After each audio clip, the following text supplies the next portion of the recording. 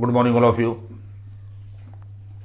Probability पे lectures जो थे वो अपलोड हो रहे हैं और ये प्रोबेबिलिटी पे 9th लेक्चर है और इस लेक्चर में हम आपको बेस थ्योरम बताएंगे और बेस थ्योरम पर बेस्ड प्रॉब्लम्स बताएंगे।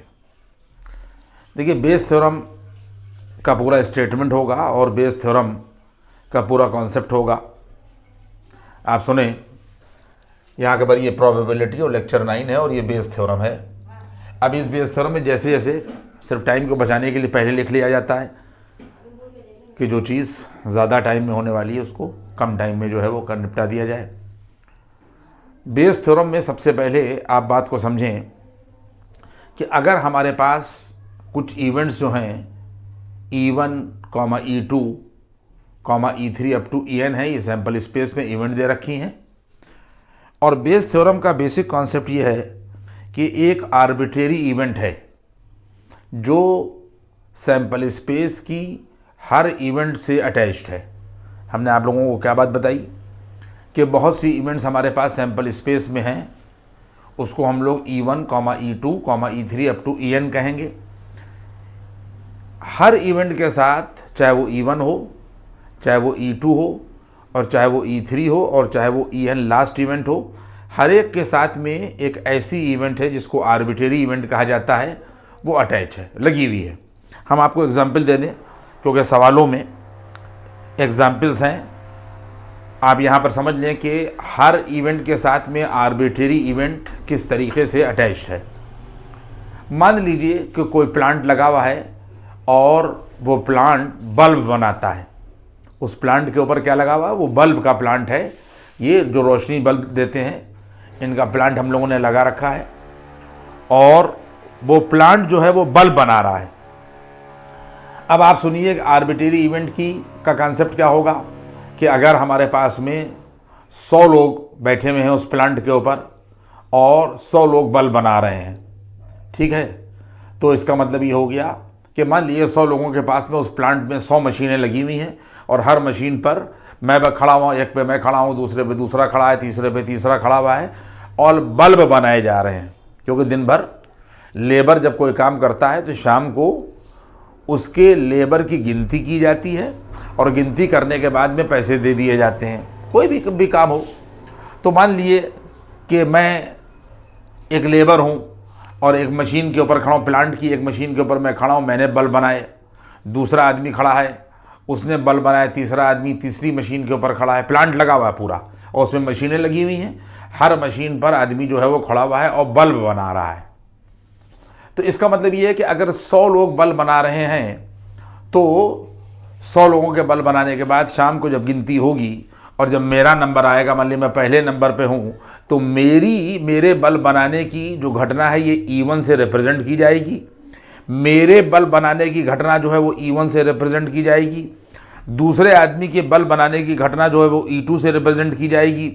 तीसरे आदमी के बल्ब बनाने की घटना जो है वो E3 से, और इस तरीके से एक्स्ट्रा चलेगा।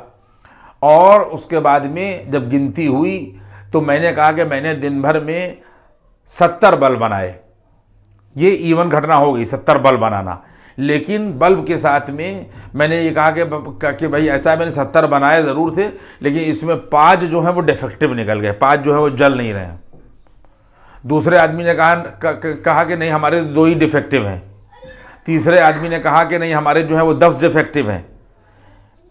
जितने भी लोग प्लांट के ऊपर काम कर रहे हैं, मैक्सिमम क्या होगा कि हर बल्ब बनाने वाले आदमी के पास, लेबर के पास में ये जो इवेंट होगी डिफेक्टिव बल्ब, हमने कहा कि 5 डिफेक्टिव, दूसरे ने कहा कि 10 डिफेक्टिव, तीसरे ने कहा 2 डिफेक्टिव, चौथे ने कहा कि 0 डिफेक्टिव, कोई डिफेक्टिव नहीं।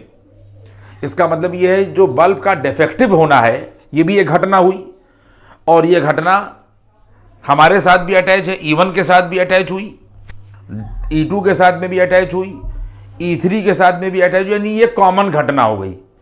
E1, E2 अलग हुए, E3 अलग हुआ, लेकिन ये जो ए डिफेक्टिव है ये हर एक के साथ में कॉमन हो गई। इसको हम लोग आर्बिट्रेरी इवेंट्स कहते हैं। पॉइंट आप समझ लीजिए। तो सबसे पहले हमने क्या लिखा, मैंने आपको समझा दिया। अब आप यहां से चलेंगे। If A is an arbitrary event which occurs with E1, और E2 और E3 और यहाँ के ऊपर ये En। देखिए ये पॉइंट मैंने आपको समझा दिया। इसके बाद में क्या हुआ कि अगर उस आर्बिट्रेरी, अब मैथमेटिक्स चल रही है, अगर उस आर्बिट्रेरी इवेंट का इंटरसेक्शन लिया जाए, सेट थ्योरी में जाइए, इंटरसेक्शन लिया जाए तो वो कॉमन होगी ए इंटरसेक्शन, ये आर्बिट्रेरी इवेंट है, इंटरसेक्शन हुआ, किसके साथ इंटरसेक्शन हुआ, इस पूरे यहां से लगाकर यहां तक जितनी भी घटनाएं थी सबका यूनियन ले लिया गया। E1 का union, E2 union, E3 union, सारी घटनाओं का यहां के ऊपर यूनियन लिया गया और इसका ए से इंटरसेक्शन कराया गया। तो चूंकि ए जो है वो इसके साथ में भी है, ए इसके साथ में भी है, ए इसके साथ में भी है, तो सेट थ्योरी में आप कॉमन का मामला जानते ही हैं। तो इन सब का अगर ए इंटरसेक्शन और ये सेट लिया जाए तो हमको लोगों को क्या मिलेगा, ए मिलेगा। क्योंकि आपको पता है कि अगर हमारे पास में कहीं के ऊपर भी यहाँ के ऊपर जैसे ये दे रखा है एस बराबर एक सेट दे रखा है, मान लीजिए कि एक सेट एस दे रखा है और ये 1 2 3 4 5 और यहाँ के ऊपर ये 6 है, और उसके बाद में कोई यहाँ के ऊपर ये S1 है और S2 जो है मान लीजिए कि 1 कॉमा और यहाँ के ऊपर ये 2 है। तो अगर आप इन दोनों का इंटरसेक्शन लेंगे बच्चों, S1 इंटरसेक्शन S2 करेंगे तो आपको 1 कॉमा और यहाँ के ऊपर ये 2 मिलेगा, क्योंकि 1 कॉमा 2 जो है वो दोनों में कॉमन है। इसी तरीके से अगर ये आर्बिट्रेरी इवेंट जो है इस पूरे के साथ में, ये पूरा एक सेट दे रखा है और एक यहाँ के ऊपर ये दे रखा है, तो इनका और इनका जब कॉमन लिया जाएगा ये इंटरसेक्शन का निशान है, और E1 union E2 union E3 यानी ये पूरा सेट यहाँ के ऊपर ये दे रखा है। बस सामने की बात है, यहाँ के ऊपर 1 यूनियन 2 यूनियन 3 सब किया जाए और उसके बाद में यहाँ के ऊपर इसका इंटरसेक्शन इसका 1 यूनियन 2 से किया जाए तो 1 यूनियन 2 दोनों में कॉमन होगा। इसी तरीके से ए का और E1 से लगाकर En तक का के यूनियन का अगर हम लोग इंटरसेक्शन करें, ये इंटरसेक्शन करें तो हमें ए मिलेगा। ये हुआ ये स्टेप। इसके बाद में सेट थ्योरी में बताया जाता है कि ए इंटरसेक्शन E1 कर लिया गया। देखिए इतना अलग निकाल लिया गया, ये एक इवेंट हो गई क्योंकि ए जो है वो E1 के साथ में अटैच है, ए कॉमन है E1 के साथ, ये आई, फिर ये वाला यूनियन लगा दिया। फिर ए कॉमन है E2 के साथ, देखिए दूसरी घटना आ गई। फिर ए कॉमन है E3 के साथ में, देखिए तीसरी घटना आ गई। फिर ए कॉमन है En के साथ में, देखिए ये देखिए यहाँ के ऊपर ये वाला यूनियन ये आ जाएगा, और उसके बाद में ए कॉमन है किसके साथ में, En के साथ में। बात क्लियर हो गई। और उसके बाद में ये E4 लिखा हुआ है और En ये लिखा हुआ है, ये यूनियन लगा दिया गया है, यहां तक बात आई। और ये किसके बराबर होगा, ये देखिए ये ए के बराबर होगा। इस सब सबकी समझ में आ गया। ए कॉमन है किसके साथ में, E1 के साथ में, ये घटना आ गई। फिर ये वाला यूनियन ये आ गया। ए कॉमन है E2 के साथ में, देखिए ये आ गई, ये वाला यूनियन ये आ गया, और इस तरह हम चलते गए और ये वाला यूनियन ये आ गया। इसके बाद में ए कॉमन है किसके साथ में, En के साथ में ये आ गया, और ये वाला ए जो है वो ये आ गया। यहां तक स्टेप समझते जाइए आप लोग। अब इसमें एक बात आप समझ लें कि अगर कोई फैक्ट्री में प्लांट लगा हुआ है, उसमें मशीनें लगी हुई हैं और सब बल्ब बन रहे हैं, तो आर्बिट्रेरी इवेंट ए और E1, ए और E2, ए और E3 ये सब डिपेंडेंट इवेंट होंगी, इंडिपेंडेंट नहीं होंगी, ये डिपेंडेंट होंगी। ये डिपेंड करेगा कि हमारे पास कितने डिफेक्टिव हैं, ये डिपेंड करेगा कि दूसरे के पास कितने डिफेक्टिव हैं। तो ये सारी इवेंट जो है वो डिपेंडेंट होंगी। तो हमने ये लिख दिया, देखिए where A and E1, E2 up to En are dependent events. देखिए इंडिपेंडेंट होता है और डिपेंडेंट होता है। इंडिपेंडेंट को मैंने पीछे समझाया है, और यहां पर क्या होगा, डिपेंडेंट होगा, क्योंकि हम जब बल्ब बनाएंगे तो इसका मतलब ये है कि डिफेक्टिव की जो डिपेंडेंसी होगी वो मेरे ऊपर होगी। जब दूसरा आदमी बल्ब बनाएगा तो डिफेक्टिव की जो डिपेंडेंसी होगी वो दूसरे आदमी पर होगी। पॉइंट समझ में आ रहा है। ये बढ़ते चले गए। अब देखिए यहां तक हम लोग आ गए। इसका मतलब एक इवेंट ये होगी ए इंटरसेक्शन E1, दूसरी इवेंट क्या होगी, ए इंटरसेक्शन E2।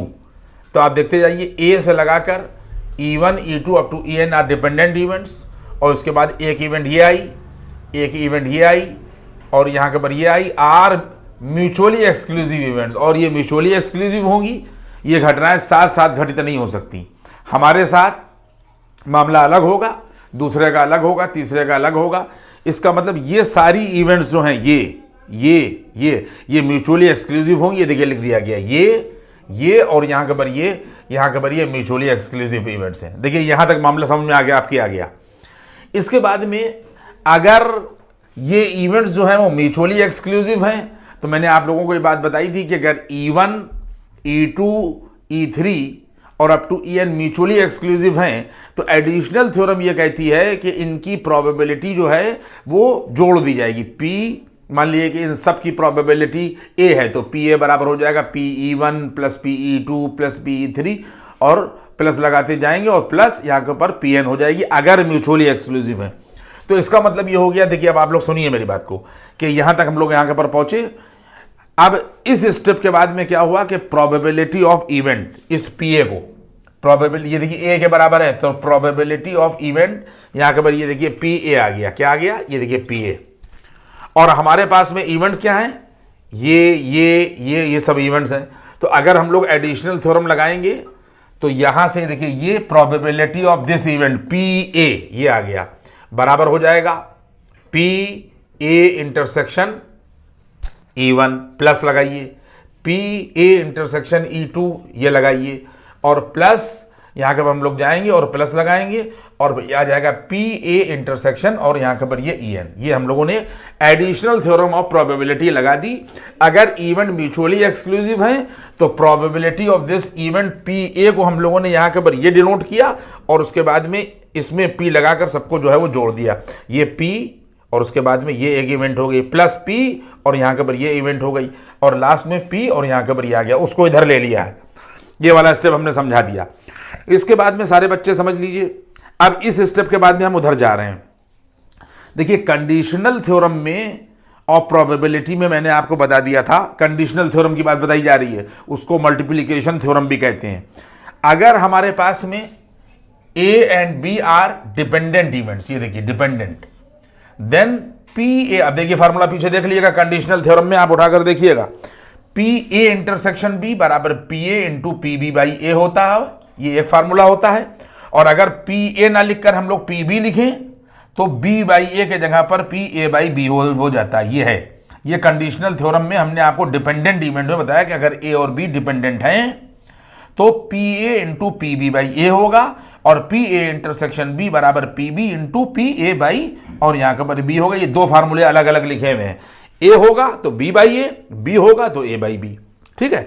अब इसमें अगर हम लोग इस B की जगह बच्चों इसी फार्मूले को ले रहे हैं, अगर हम इस B की जगह पर E1 कर दें तो P ये आ गया, A आ गया और इंटरसेक्शन यहाँ पर E1 आ गया। और इस दूसरे वाले फार्मूले का हम लोगों ने इस्तेमाल किया, पहले का नहीं किया, दूसरे फार्मूले का। तो इसमें ये देखिए PB लिखा है, B की जगह पर E1 आया है, तो ये देखिए ये PE1 आ जाएगा, ये B की जगह के ऊपर ये E1 आया है और PA अपान और इस B की जगह पर E1 आ जाएगा। इसका मतलब ये हुआ कि ये देखिए ये फार्मूला हम लोग लेके आए हैं, तो जहां पर PA इंटरसेक्शन E1 था बच्चों, वहां पर PE1 इंटू PA अपान E1 रख देंगे। तो अब हम लोगों ने क्या किया कि अब देखिए यहां पर छोड़ा था हमने आपको, देखिए ये वाला PA ये लिख दिया और जहां पर A इंटरसेक्शन E1 था वहां पर PE1 आ जाएगा, ये देखिए ये, और PA अपान E1 आ जाएगा, प्लस लगाया। अगर A इंटरसेक्शन E2 लिखा हुआ है तो PE2 आ जाएगा और PA अपान E2 आ जाएगा, प्लस हम लोग चले। इसके बाद में प्लस अगर A इंटरसेक्शन EN है तो उसी तरीके से PEN आ जाएगा और A अपान EN आ जाएगा, ये भी मैंने आपको समझा दिया। इसके बाद में PA लगाइए, देखिए PA लिखा गया, बराबर का निशान लगा दिया गया। PA यहां से उठा के लाएं, ध्यान रखिएगा, PA यहां पे ये लगा दिया। अब इस पूरे एक्सपेंशन को हमने सम अप कर दिया और सम अप करने के लिए हम लोगों ने सिग्मा लगाया, I बराबर 1 to n कर दिया, PEI कर दिया, PA अपान EI कर दिया। अब I बराबर जब आप 1 रखेंगे तो आपको ये मिलेगा, I बराबर अगर आप 2 रखेंगे तो ये मिलेगा और n रखेंगे तो आप लोगों को ये मिलेगा। इसको इक्वेशन नंबर 1 हमने समेशन के निशान के साथ में लगा दिया। अब इसके बाद में अब आप सुनिए, यहां तक मैंने आपको समझा दिया है, अब और आगे बढ़िए, उधर समझाइए, फिर आइए। मैंने अभी अभी आप लोगों को क्या बात बताई कि अगर हम A और B डिपेंडेंट इवेंट हैं तो PA इंटरसेक्शन B का एक फार्मूला ये हो जाता है और PA इंटरसेक्शन B का फार्मूला दूसरा जो है वो यहाँ के ऊपर ये हो जाता है। अगर हम इन दोनों से, आप देख लें, अगर पी बी बाई ए निकालें, यानी अभी यहाँ पे दूसरा फार्मूला इस्तेमाल किया था, अगर हम इसमें से फिर से कंडीशनल प्रोबेबिलिटी वाले से पहला फार्मूला इस्तेमाल करें तो यहाँ पर पी बी बाई ए की वैल्यू निकलेगी। देखिए ये पी बाई बी बाई ए यहाँ से उठाइए, ये यहाँ पे लाइए, तो बराबर हो जाएगा P A intersection B upon P A. अगर हम यहाँ से इसकी वैल्यू निकालें तो पी बी बाई ए बराबर पी ए इंटरसेक्शन बी, और ये पी ए जो है वो नीचे आ जाएगा, ये आ गया। और अगर हम बी को ई आई से रिप्रेजेंट करें तो पी ई आई अपान ए, ई आई अपान ए बराबर, ये देखिए ए हो जाएगा इंटरसेक्शन, और जहां पर बी है वहां पर ई आई हो जाएगा, और ये ए था ना तो यहां पर भी ए था, यहां पर ए है तो यहां पर भी ए होगा। अब सुन ली मेरी बात को, पी ई आई अपान ए, इस फार्मूले के बेस पर हमने ये निकाला, तो पी ई आई अपान ए को यूं ही रखिए, देखिए ये रखा पी ई आई अपान ए, वहां से उठा के ला रहे हैं ये, और बराबर का निशान लगाइए, और बराबर का निशान लगाने के बाद पी ए इंटरसेक्शन ई आई रखिए, ये देखिए पी ए इंटरसेक्शन ई आई रख दिया, समझते जाइएगा, और नीचे लिखा हुआ है पी ए। तो जहां पर पी ए लिखा है बच्चों, जहां पर ये पी ए लिखा हुआ है, उस पी ए की जगह के ऊपर ये वाली वैल्यू सिग्मा आई बराबर 1 to n, ये देखिए, और पी ई आई ये, और पी ए अपान ई आई हम लोगों ने ये रख दिया। बात समझे? इस पी, देखिए पी ई आई अपान ए ये रहा, पी ए इंटरसेक्शन ई आई ऊपर रहा, और डिनोमिनेटर में पी ए था, डिनोमिनेटर में पी ए था, तो जो डिनोमिनेटर में पी ए था उस पी ए की जगह पर हम लोगों ने इक्वेशन नंबर 1 से ये रख दिया, और इसको इक्वेशन नंबर 2 बना दिया। यहां तक मैंने स्टेप आपको जो है वो समझा दिया, और आगे बढ़िए। अब जब हम आगे पढ़ेंगे बच्चों तो फिर फार्मूले वही बार बार कंडीशनल थ्योरम के इस्तेमाल होंगे। सारे बच्चे यहां के पहले देख लें कि पी ए इंटरसेक्शन बी बराबर, ये डिपेंडेंट इवेंट, यही फार्मूला बार बार इस्तेमाल होगा। पी ए इंटरसेक्शन बी बराबर, यहां के पर ये देखिए लिखा पी ए और बी बाई बाई, और अगर पी बी होगा पी ए इंटरसेक्शन बी बराबर P B, P A intersection B बराबर पी बी, और क्या लिखा पी ए अपान बी, ए ये लिख दिया गया, देखिए ये आ गया। अगर हम बी को ई आई से रिप्रेजेंट करें तो ए इंटरसेक्शन ई आई बराबर क्या होगा, बी की जगह पर ई आई आया, ये देखिए, तो बी की जगह पर ई आई आ जाएगा, और ए अपान, और यहां पर ई आई आ जाएगा। इसका मतलब यह है कि नीचे इक्वेशन नंबर 2 में जहां पर पी ए इंटरसेक्शन ई आई आया है, ये पी ए इंटरसेक्शन ई आई, हम उसकी जगह पर क्या लिख देंगे, पी ई आई अपान ई आई। देखिए ये वैल्यू रखेंगे इसकी जगह के ऊपर। अब हम मिटा रहे हैं जरा सा,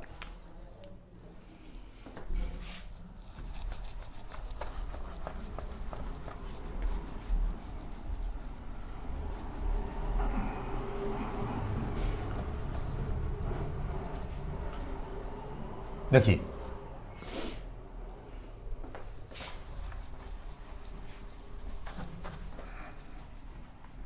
देखिए हमने क्या किया, ये पी ई आई अपान ए रखा, देखिए ये पी ई आई और अपान यहां के पर हम लोगों ने ए रखा, ये देखिए ऊपर वाला, और बराबर का निशान लगा, बराबर का निशान लग गया। और जहां पर पी ए इंटरसेक्शन ई आई लिखा हुआ है वहां पर हम लोगों ने देखिए यहां के पर ये पी ई आई कर दिया, और इनटू पी ए अपान हम लोगों ने ये देखिए ये ई आई कर दिया, और अपान का निशान लगा दिया, और इस सिग्मा आई बराबर 1 to n, ये देखिए सिग्मा आई बराबर 1 to n, और उसके बाद में यहां के पर ये पी आई ई आई हो गया, और उसके बाद में पी ए अपान यहां के पर ये आ जाएगा, यहां के पर ये ई आई। बात आपकी समझ में आई? हमने ए इंटरसेक्शन आई की जगह के पर यहां से वैल्यू निकाल कर ये रख दी, और नीचे वाला पोर्शन यहां के पर ये आ गया। अब सुन लीजिए, ये इक्वेशन नंबर यहां के पर ये 3 है। सारे बच्चे सुने, ये इक्वेशन नंबर यहां के पर ये 3 है,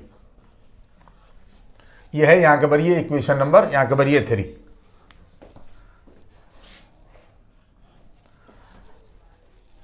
which is called Bayes theorem.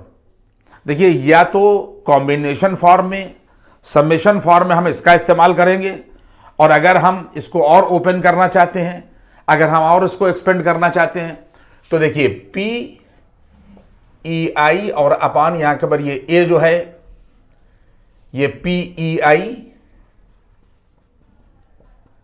और इनटू यहां के पर पी ए अपान यहां के पर ई आई रहेगा, ये यही रहेगा।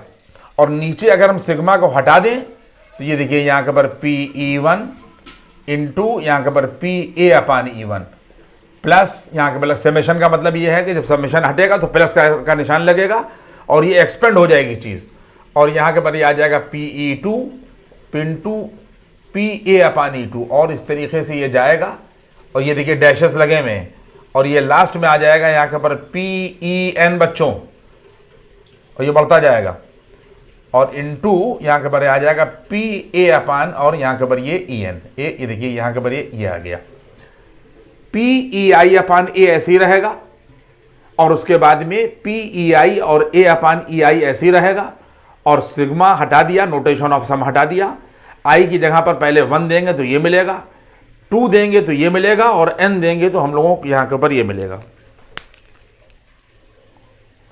यहाँ पर ये आ गया।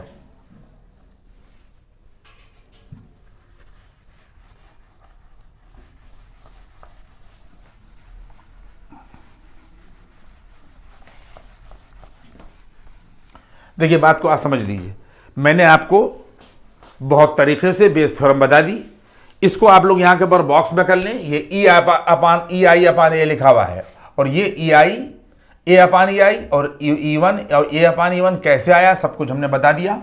ये बेस थ्योरम बच्चों कहलाती है, ये हो गई बेस थ्योरम। अब इसके बाद में एक जगह के ऊपर आप समझ लीजिए इस चीज़ को, यहाँ के ऊपर ये क्या दे रखा है EI मतलब E1, और इसका मतलब ये हो गया कि यहाँ के ऊपर ये वैल्यू आ जाएगी जाकर, देखिए ये क्या है PE1 होगा कामा PE2 होगा, और अप टू यहाँ के ऊपर ये आ जाएगा PEN। देखिए मैं आपको बता रहा हूँ, मैं लिख नहीं रहा हूँ क्योंकि अब हमारे पास में यहाँ के ऊपर जगह नहीं है, फिर भी मैं कोशिश करता हूँ कि चीज़ें जो हैं वो आपके पास में कायदे से जो है वो पहुँच जाएं।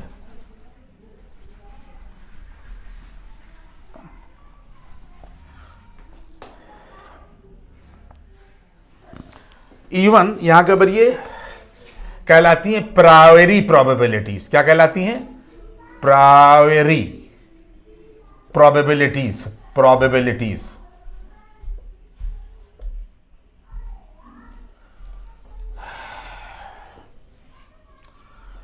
PE1 PE2 ये सब आएगा, और इसके अंदर में यहां के ऊपर ये जो लिखा हुआ है ये प्रायोरी प्रोबेबिलिटीज कहलाती हैं। प्रायोरी प्रोबेबिलिटीज का मतलब ये है कि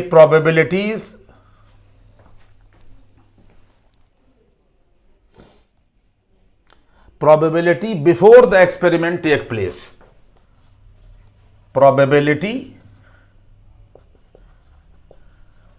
before the experiment take place। बात आपकी समझ में आई?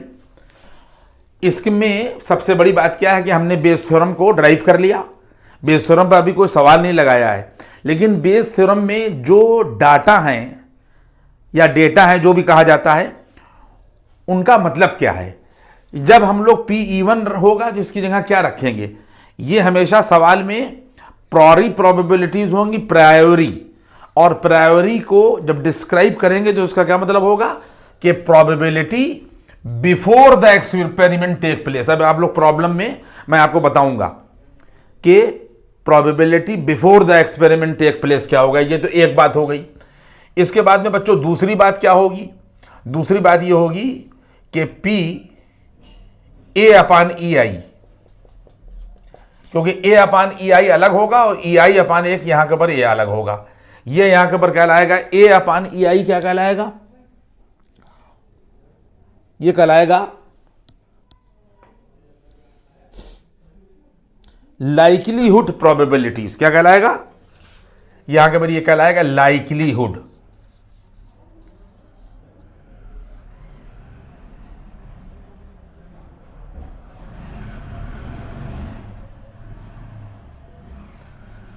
PA अपान EI जो है ये कहलाएगा यहां के ऊपर लाइकलीहुड प्रोबेबिलिटीज। ठीक है।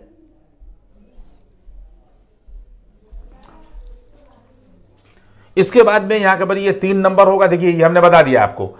और लाइकलीहुड प्रोबेबिलिटीज का मतलब आप समझ लें कि इस आर्बिट्रेरी इवेंट की प्रोबेबिलिटी को फाइंड करना, जबकि नीचे वाली प्रोबेबिलिटी आपको पता हो। बेसिक मतलब यही होगा कि ऊपर वाली घटना की प्रोबेबिलिटी निकालना यानी आर्बिट्रेरी इवेंट की, और नीचे वाली के बारे में आपको पता हो। और इसके बाद में फिर हमारे पास में ई आई अपान ए होता है तीसरी चीज, और ये कहलाता है, जैसे यहां के पर ये था प्रायोरी, ये पोस्टीरियर होता है, पोस्टीरियर। अब जो भी इसका वो होता हो, ये कहलाता है पोस्टीरियर प्रोबेबिलिटीज। ठीक है, जिस तरीके से यहां पर probability before the experiment take place था, यहां पर क्या होगा कि probability after the experiment take place, post है ना, तो इसका मतलब ये आ जाएगा कि यहां के पर ये आ जाएगा probability after the experiment take place, after the experiment take place. ये मैंने आप लोगों को, इसके अंदर तीन ही डेटा जो है वो इस्तेमाल होंगे। ये यहां के ऊपर प्रोबेबिलिटी, ये जो है लिखा हुआ, ये probability before the experiment take place, सवाल में अभी हम आपको दिखाएंगे। ए अपान ई आई क्या होगा, लाइकलीहुड प्रोबेबिलिटीज का मतलब ये हो गया कि इसकी प्रोबेबिलिटी निकालना, जबकि इसके बारे में आपको पता हो, और यहां पर इसकी प्रोबेबिलिटी निकालना, इसका उल्टा, जबकि आपको पता हो कि ये आर्बिट्रेरी है इसका, लेकिन इसको पोस्टीरियर कहते हैं। इसमें पोस्टीरियर का मतलब ये होता है कि probability after the experiment take place. यहां तक मैंने आप लोगों को, ये देखिए, ये बेस पूरी बेस थ्योरम थी, इसमें सवाल कहीं नहीं है। अब इसके बाद में सवाल चलेंगे। यहां के पर हमारे पास में ये बेस थ्योरम है, और पूरा बेस थ्योरम का जो का कॉन्सेप्ट हो गया। इसके बाद में अब हम जो है आप लोगों को प्रॉब्लम लगाने जा रहे हैं। ठीक है, हाँ देखिए, क्वेश्चन नंबर 1 मैंने सब चैप्टर में की थ्योरी जो है वो आप लोगों को पढ़ा दी है, और उसके बाद में ये एक प्रॉब्लम इसे अटैच कर रहा हूँ, और इसके बाद में फिर जो भी इसके बाद प्रॉब्लम्स हैं वो डील की जाएंगी। लेकिन चूंकि बेस थ्योरम थी इसलिए इसकी एप्लीकेशन ज़रूरी है। सवाल इसलिए मैंने पहले लिख दिया कि टाइम का जो है वो वेस्टेज ना हो। आप सवाल की लैंग्वेज में पढ़ रहा हूँ, बहुत कायदे से आप लोग सवाल की लैंग्वेज देख लें। In a bold factory machines A, B and C manufacture respectively 25%, 35% and 40% of the total boards. ये बात आपकी समझ में आ गई कि कोई फैक्ट्री है बोल्ड की जिसमें 3 मशीनें दी हुई हैं, एक मशीन ए है, बी है और सी है। इसमें जो मशीन ए के द्वारा प्रोडक्शन है वो 25% है टोटल बोर्ड्स का, इनका प्रोडक्शन 35% बोर्ड बना रहे हैं ये, और टोटल प्रोडक्शन का 40% बोर्ड जो है वो ये बना रहे हैं। अब इसके साथ में मैंने आप लोगों को ये बात बता दी थी कि एक आर्बिट्रेरी इवेंट होगी जो हर इवेंट के साथ में इंक्लूडेड होगी। अगर मशीन ए के थ्रू बोर्ड बनाए जाएं, अगर इस इवेंट को हम लोग E1 से रिप्रेजेंट करें, मशीन बी के थ्रू बोर्ड बनाए जाएं और हम इस इवेंट को E2 से रिप्रेजेंट करें, और इसी तरीके से सी वाली घटना को, सी बोर्ड बना रही है, इसको हम लोग एज ए इवेंट ले, और E3 इवेंट, 3 इवेंट हैं। ठीक है, क्लियर हो रही बात। यहाँ के ऊपर लिख दिया गया है कि E1 the board is manufactured by machine A, E2 the board is manufactured by machine B, और E3 the board is manufactured by machine C. ये 3 घटनाएं हो गई। अब इसके बाद में कहा गया कि इन सब बोर्ड में जब शाम को लेबर बोर्ड की गिनाई करता है तो कहता है देयर आउटपुट 5, 4 और 2, यानी ये ए के लिए दे रखा है, ये बी के लिए दे रखा है, ये सी के लिए दे रखा है, ये परसेंटेज है, आर रेस्पेक्टिवली यहाँ के ऊपर डिफेक्टिव बोर्ड्स, आर रेस्पेक्टिवली यहाँ के ऊपर डिफेक्टिव बोर्ड्स। तो ये जो डिफेक्टिव बोर्ड्स है ये आर्बिट्रेरी इवेंट होगी, इसको हम लोग कैपिटल ए से रिप्रेजेंट करेंगे। इस वाले कैपिटल ए में उस कैपिटल ए में फ़र्क है, ये मशीनें हैंगी और वो आर्बिट्रेरी इवेंट को कैपिटल ए से हम लोगों ने रिप्रेजेंट किया है। अब लिखा हो या ना लिखा हो, लेकिन आप समझ लें कि जो डिफेक्टिव है इसके लिए ये आर्बिट्रेरी है, हर इवेंट के साथ में अटैच है, इसको हम लोगों ने कैपिटल ए से रिप्रेजेंट किया। और आगे बढ़िए, a bolt is drawn from the product, एक बोल्ट जो है वो उस प्रोडक्ट से निकाला जाता है। If the bolt drawn is found to be defective, और अगर वो डिफेक्टिव पाया गया तो बताओ, कह रहा है कि इस बात की क्या प्रोबेबिलिटी होगी, व्हाट इज द प्रोबेबिलिटी के that is manufactured by machine B, कि वो मशीन बी के थ्रू के द्वारा जो है वो प्रोडक्ट किया गया, उसका प्रोडक्शन किया गया। इस बात की प्रोबेबिलिटी क्या हो, मशीन बी की बात कर रहा है, मशीन बी की बात। इसका मतलब यह है कि इसमें ये आपकी समझ में आ गया कि E1 the bolt is manufactured by machine A, E2 the bolt is manufactured by machine B, E3 बराबर the bolt is manufactured by machine यहाँ के ऊपर सी। ये हो गया। अब इसके बाद में PE1 क्या दे रखा है, ये देखिए 25% मशीन ए के थ्रू है, तो इसका मतलब PE1 बराबर probability that the bolt drawn is manufactured by machine A बराबर 25% है, तो इसका मतलब 25/100। इसी तरीके से इसी लैंग्वेज में सिमिलरली मशीन बी के थ्रू जो है वो 35% है, तो PE2 बराबर 35/100 होगा, और तीसरा जो है वो 40% है, इसलिए PE3 बराबर यहाँ के ऊपर हमारे पास में 40%, यानी 40 यहाँ के ऊपर ये 100 होगा। यहाँ तक हम लोग पहुँच गए। इसके बाद में और क्या दे रखा है, वो कह रहा है कि 5% मशीन ए के थ्रू और 4% मशीन बी के थ्रू और 2% मशीन यहाँ के ऊपर सी के थ्रू। तो इसको PA/E1 है ये, यानी ये प्रोबेबिलिटी गिवन है। किसकी गिवन है, ये पहले ही मैं आपको बता दूं कंडीशनल प्रोबेबिलिटी में ये डिफेक्टिव की प्रोबेबिलिटी दे रखी है, ये डिफेक्टिव की प्रोबेबिलिटी दे रखी है, जबकि हमें ये पहले से पता है कि ये मशीन ए के थ्रू बनाया गया। E1 जो है वो मशीन ए के थ्रू बनाया गया। ये डिफेक्टिव की प्रोबेबिलिटी दे रखी है, जबकि हमें पहले से पता है कि ये मशीन ए के थ्रू बनाया गया, तो इसको PA/E1 से रिप्रेजेंट किया जाएगा कंडीशनल, और लिखा जाएगा probability that the bolt drawn is defective given that it is manufactured by machine A बराबर 5/100, ने 5% का मतलब 5/100। आप लोगों ने बात समझा। कंडीशन में मैंने आपको क्या बात बताई थी कि इसकी प्रोबेबिलिटी दी होगी या निकालना होगी, जबकि हमें पहले से पता हो, ये वाली पता होगी। इसी तरीके से डिफेक्टिव की प्रोबेबिलिटी 4% दे रखी है, जबकि ये पता है कि मशीन बी के थ्रू, और डिफेक्टिव की प्रोबेबिलिटी दे रखी है 2%, और जबकि ये पहले से पता है कि ये मशीन सी के थ्रू 2 यहाँ के ऊपर 100। और इसके बाद में अब आगे पूछ देखिए क्या कह रहा है, what is the probability that it is manufactured by machine B, what is the probability that it is manufactured by यहाँ के ऊपर बी। यानी इसका मतलब ये हो गया कि हमें प्रोबेबिलिटी निकालना है। किसकी निकालना है, कि जो बोल्ट निकाला गया वो मशीन बी E2 है, देखिए मशीन बी के थ्रू। प्रोबेबिलिटी निकालना है कि वो मशीन बी से निकाला गया, देखिए मशीन बी किससे निकाला गया, E2 लगाए, जबकि पहले से पता है कि वो डिफेक्टिव है, E2 यहाँ के ऊपर है। आप लोग की बात समझ में आ गई। अब हम लोग फार्मूला लगाएंगे, आप लोग यहाँ के ऊपर जो है वो फार्मूला जो है वो देख लीजिएगा, ये मैंने आप लोगों को यहाँ के ऊपर बता दिया था, और इसका डायरेक्ट हम जो है वो आंसर लिख देंगे। देखिए इसमें फार्मूला क्या इस्तेमाल होगा कि जब आप यहाँ के ऊपर लिखेंगे P और E2 यहाँ के ऊपर A लिखेंगे बच्चों, तो बराबर ये वैल्यू यहाँ के ऊपर क्या हो जाएगी, ये हो जाएगा जाकर यहाँ के ऊपर PE2, फार्मूला देख लीजिएगा, PEI था तो PE2 हो जाएगा ये, और इनटू यहाँ के ऊपर आ जाएगा PA/ यहाँ के ऊपर E2, और ये लाइन नीचे खींच जाएगी, और लाइन खींचने के बाद में यहाँ के ऊपर ये आ जाएगा PE1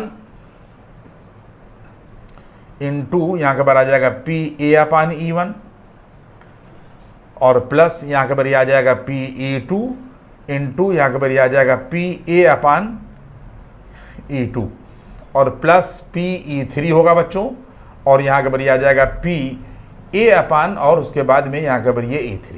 बात समझ में आ गई। फार्मूला आप देख लीजिएगा कि ये PE यहाँ के ऊपर EI/A दिया हुआ था, PAI लिखा था, PEI लिखा था, PA/EI लिखा था, और यहाँ के ऊपर सिग्मा नोटेशन ऑफ सम था, और उसके बाद में मैंने जो था एक्सपेंड भी कर दिया था, और एक्सपेंशन में यहाँ के ऊपर 3 हैं, 1 2 और यहाँ के ऊपर ये 3 आ जाएंगे। 4 मशीनें होती तो 4 और बढ़ जाता।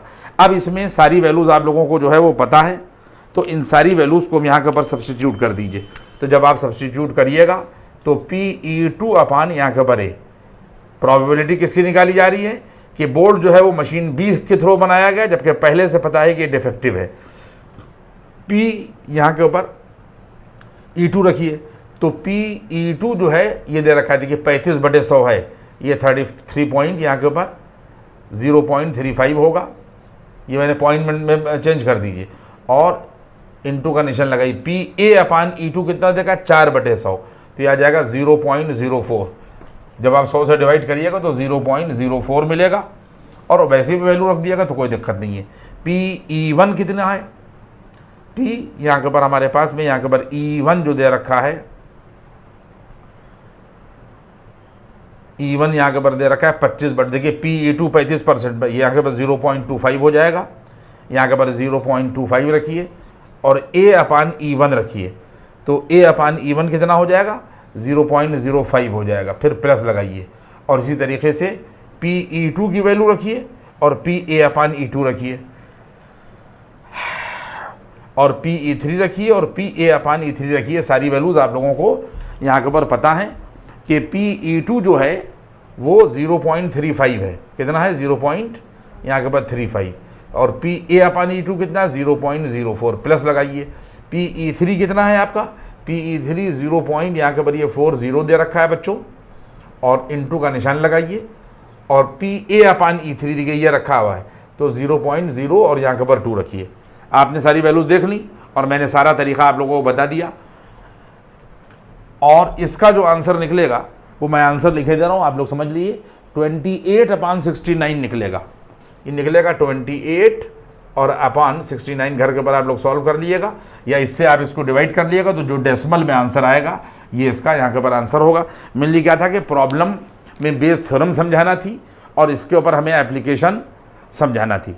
अब इसको आप लोग देखिएगा और इसके आगे जो है वो फिर हम सवालों को और आगे बढ़ाएंगे क्योंकि वीडियो जो है वो बहुत लंबी हो जाएगी, इसलिए मैंने लगभग 30-32 मिनट की 33 मिनट का जो भी क्लिप थी वो मैंने आप तक पहुंचा दी है और इसके बाद इसकी प्रॉब्लम्स इकट्ठा जो है वो आपको पहुंचा दी जाएगी। इसको जब तक आप लोग देखिए। Thank you.